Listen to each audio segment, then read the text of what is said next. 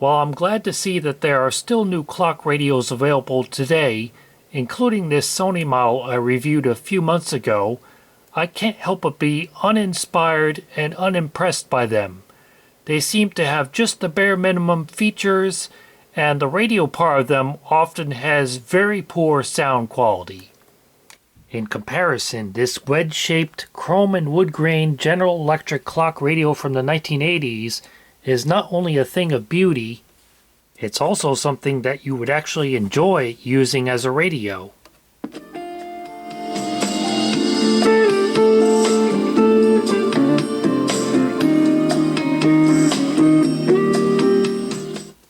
Unlike most other clock radios, it has a lighted tuning dial and an adjustable tone control.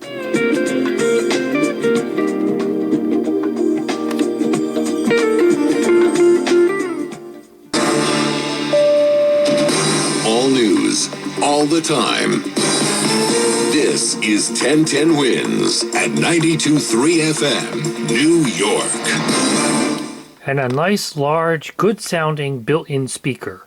Plus these futuristic electronic touch controls that only take a very light touch to operate.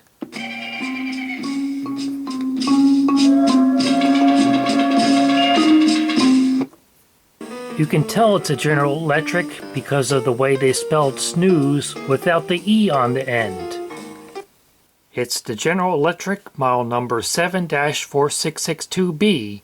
It was UL listed, it has a wood grain finished polystyrene cabinet, and it was made in Malaysia.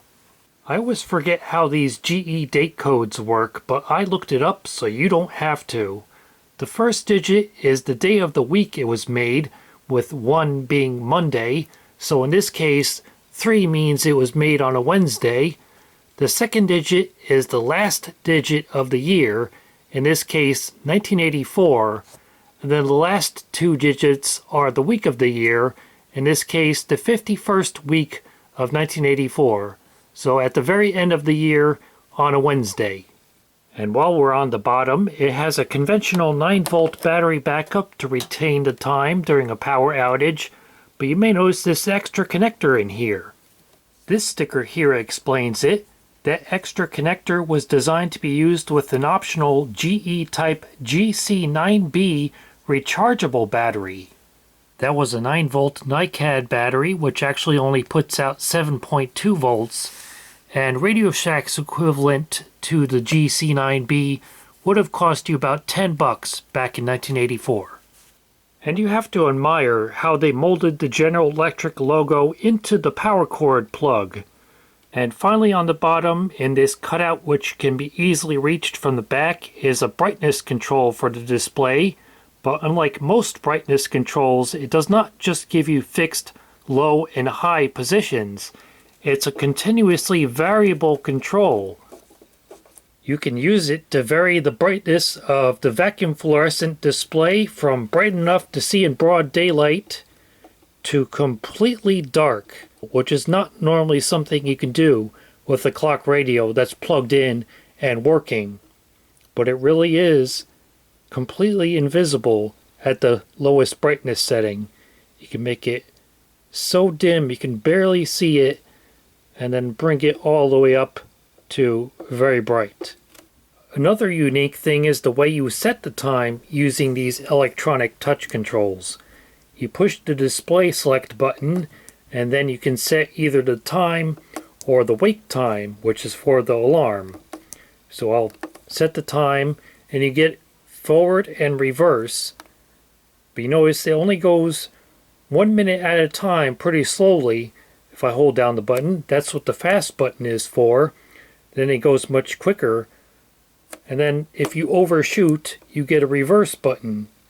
But the unique thing is, the fast mode works in reverse as well, which is not normally something you get with this type of time setting system.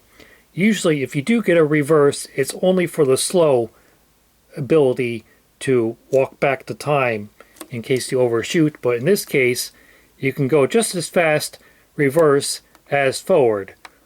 That makes it convenient for the end of daylight saving time in the fall, because instead of needing to go all the way around the clock just to set it back 1 hour, you can just hold down the button for a few seconds and then you're already there. The downside of these electronic touch controls is that over time and with heavy use, the thin plastic membrane wears out and can begin to crack, and that is starting to happen with this fast button as well as the radio on-off button, but both of them still work fine.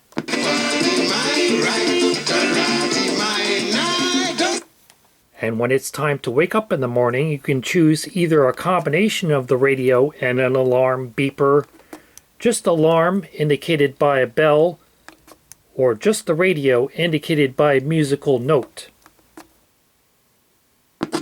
Ended up making an appearance in an opinion.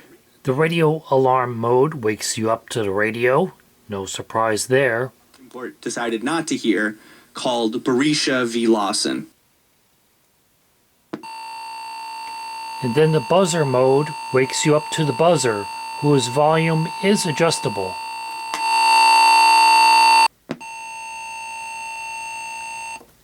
If that buzzer sounds familiar, that's because it's very similar to the beeper in the Atari 400 and 800 computers.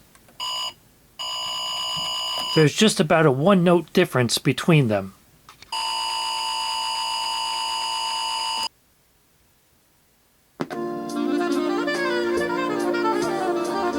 And there's the combination alarm, which starts out with just the radio, but let's say you're a heavy sleeper and the radio playing isn't enough to wake you up.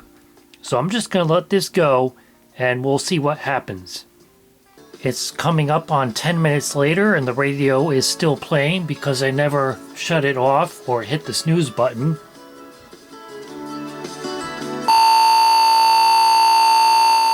And there, when it reached 10 minutes without me hitting the snooze button or turning off the alarm, it switched over to the buzzer to encourage me to wake up and get out of bed. But regardless of what type of alarm you choose, you can of course hit the snooze button. But you notice when I do, it says 10. That's because the amount of the snooze delay is adjustable all the way up to 60 minutes or all the way down to just 1 minute. So I've never seen any other clock radio which has an adjustable amount of snooze delay. Normally it's just 9 minutes and that's just what you get.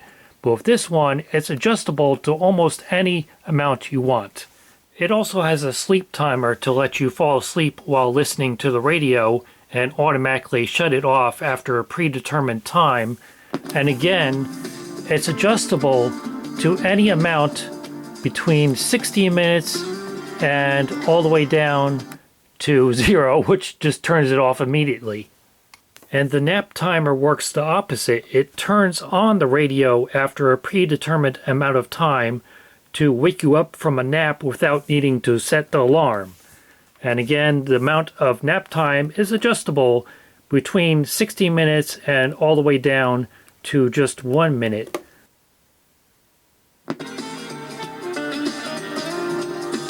And there it goes, waking me up from my 1 minute nap. But this General Electric is not just a superb alarm clock, it's also a superb radio with really outstandingly good sound quality from its speaker.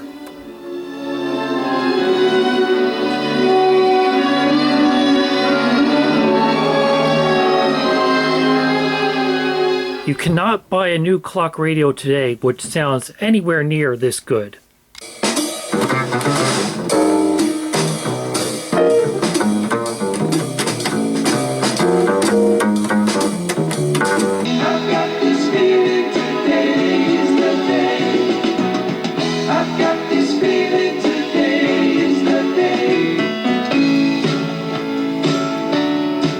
And even sounds amazing on AM. That sounds almost as good as FM.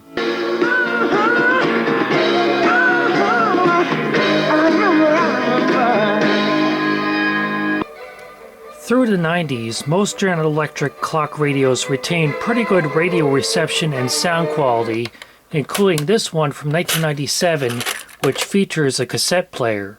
But unfortunately, by the 2000s, they really became a shadow of their former selves. I know this is under my bright studio lighting, but this one is so dim you can hardly see the display. And that's the radio turned all the way up.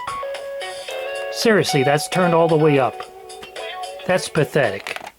But thankfully, these GE clock radios from the 1980s were so well built that most of them are still working perfectly fine today, including this one.